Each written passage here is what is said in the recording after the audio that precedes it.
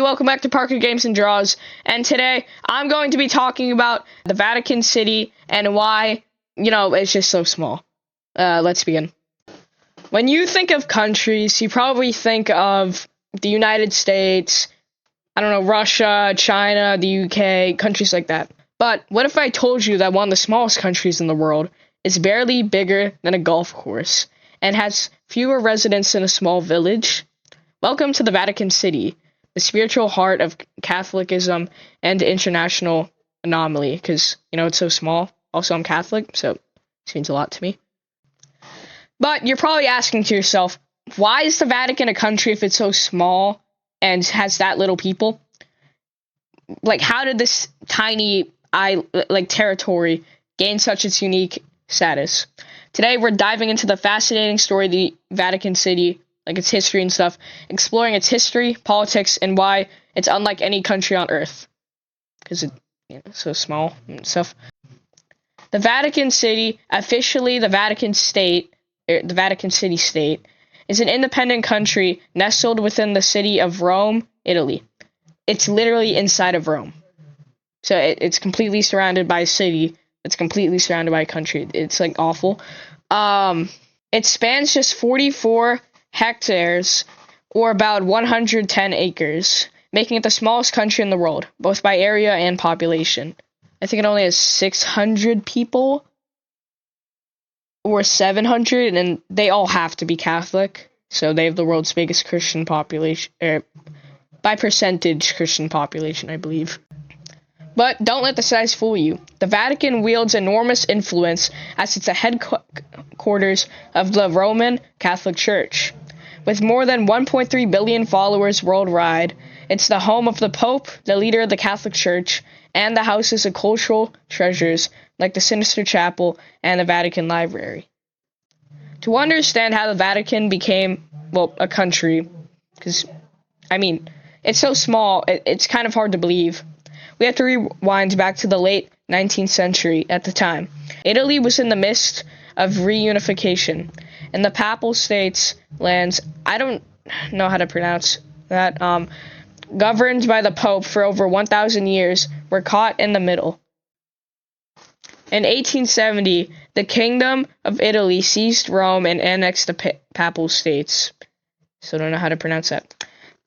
This left the Pope, the 10th, effectively a prisoner in the Vatican.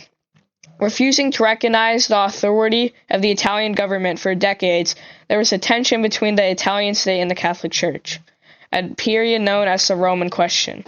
Pretty stupid name. This stalemate ended in 1929 when the signing of the Lateran Treaty. This agreement between the Pope, X1, the last one's the 9th, that's the 11th. Not good with Roman stuff, it's X1. The Italian leader, Benito Mussolini, recognized the Vatican as an independent sovereign state. In exchange, the Catholic Church formally acknowledged the Kingdom of Italy and the Vatican finally financial compensation for the loss of the Papal States. And Lateran Treaty, also guaranteed the Pope's independence, ensuring he could operate without influence from any government. Now, you might be wondering what qualifies the Vatican City as a country, because you would think that it doesn't have enough people to hold a steady government, since the U.S. government is already made up of more people, I'm pretty sure, than the entire population.